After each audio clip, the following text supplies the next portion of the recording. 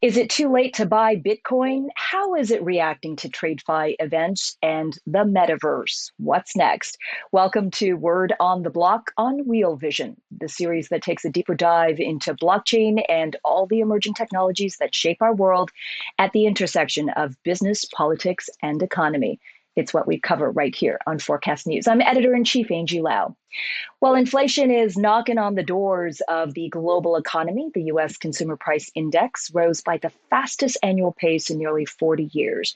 Now, Bitcoin was given the title of safe haven asset or a hedge against inflation, but it's kind of been acting strange lately, and its prices have been reacting to traditional market events, seemingly. So has Bitcoin grown too fast to live up to its safe haven standards? How will its 21 million total supply measure up against the reality of inflation? 21 million, or as my next guest's Twitter profile measures, 2.1 quadrillion Satoshis. He is the founder, CEO, and CIO of $2 billion hedge fund Morgan Creek Capital, co-founder and partner at Morgan Creek Digital. He's Bitcoin bull, Mark Yusko. Mark, welcome to the show. Oh, Angie, great to be with you and appreciate the kind introduction and really excited to talk to you today, given all that's going on in the crypto world. Yeah, what is going on? I mean, I blink and it's almost as if, everything that we thought was standard, was the trend, was the trajectory, gets flipped upside down. But that is our space. That's our space, Mark. What's going on right now in your view? Yeah, well, I think we have a little challenge between the cyclical and the secular. Right, all the things you mentioned in the opening are fundamentally true secularly. Right, we are in a secular trend of movement from one safe haven asset, gold, to a new safe haven asset, Bitcoin. And that doesn't mean gold goes away. It actually does have some properties like physical coinage and jewelry and things like that will always be there. But for the monetary uses of gold, I really do think Bitcoin is better. Part of it is it's just lighter weight, right? All the gold in the world takes 2 Olympic-sized swimming pools. It's really heavy. All the Bitcoin in the world fits right here. I don't actually have all the Bitcoin in the world on that phone. In fact, I don't keep any on my phone because I've been SIM swapped. But the reality is that it's very divisible. I said down to 2.1 quadrillion Satoshis. And you take a bar of gold and you and I want to split it. It's just really hard to get it exactly cut in half. So I think that's the secular move. But then we have the cyclical. And the cyclical follows this 4-year cycle around the halving events. And one of the things that I really love about Satoshi, whoever he, she, they actually are, it's just the elegance of their design. Everything from the 21 million cap to the way mining works to secure the network, the way it's designed to actually prevent a 51% attack from ever happening. Because the moment you stole something, it would immediately go to zero and you'd have no value of what you spent all the money to steal. So just so much elegance. But the halving cycle might take the cake. So if you think about it, if you're a miner, which basically means you just run a data center to secure the Bitcoin blockchain, and you buy computers, plug them in, rent that computing power to an algorithm and get paid block rewards to do so. And if you think about that, if the block reward gets cut in half, your input cost, electricity, doesn't change. Either you're going to go out of business or the price needs to rise to equilibrate the system. And so there's this built-in price increase over the long term. Well, what price movement does is it attracts us hunter-gatherers. Now, this is a male-female thing. So like if my wife says, go find the ketchup, I open the refrigerator door, there's no ketchup. I can't see it because it's not moving. If it were moving, I could see it. But that's just the nature of us hunter-gatherers. And so price movement tends to bring speculators, and the speculators then drive the price higher. And then we get these periods where it can be above fair value, below fair value. And I think that's what we're seeing now is it should be no surprise to anyone that over the past year, Bitcoin's up a lot. right? Well over 100%, because the central banks around the world printed too much money.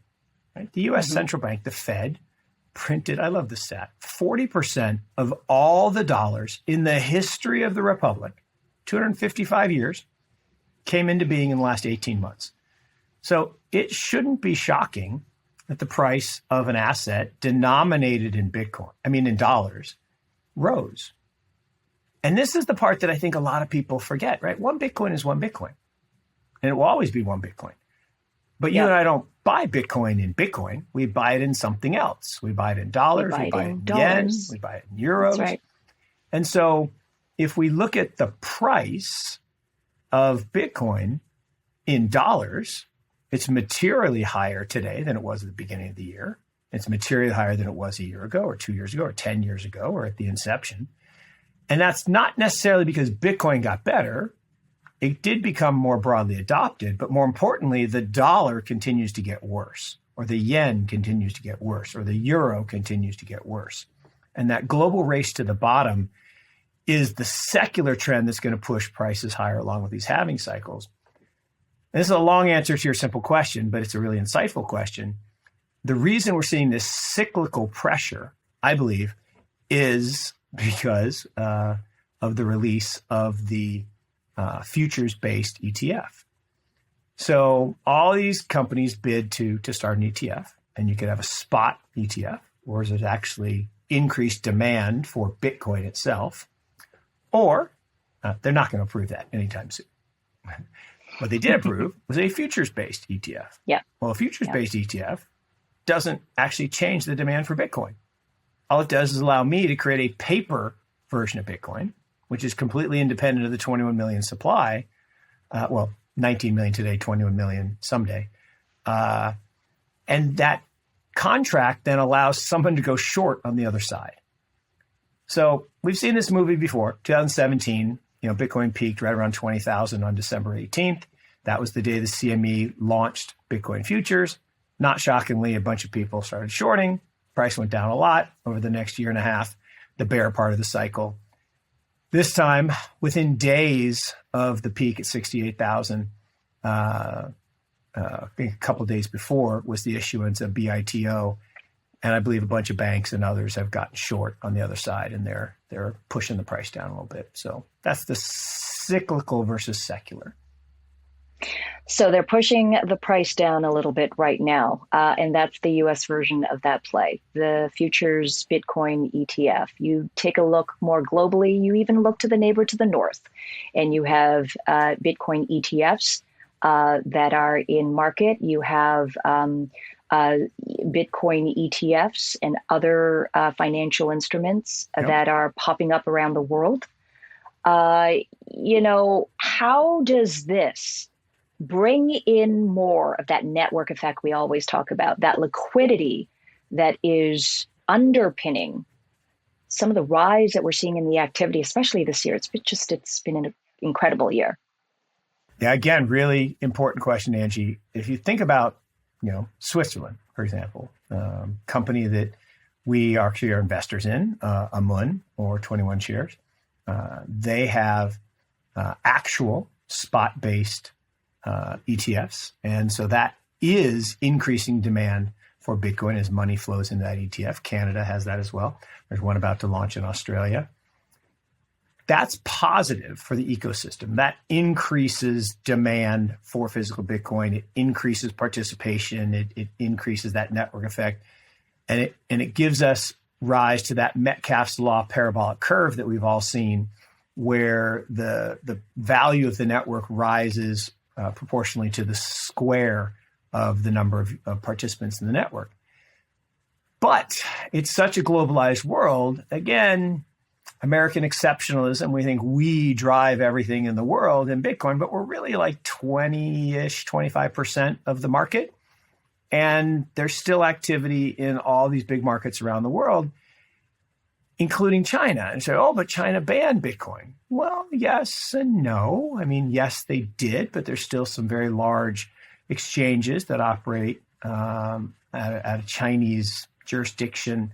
Actually, they got kicked out of China's jurisdictions, but they were started by Chinese multinationals, and they have this global footprint. And some of them allow investors to, how should I say, take imprudent amounts of leverage. I believe it's imprudent.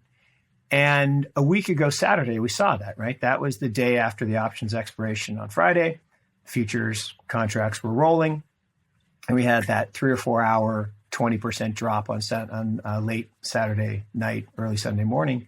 And everybody's like, what happened?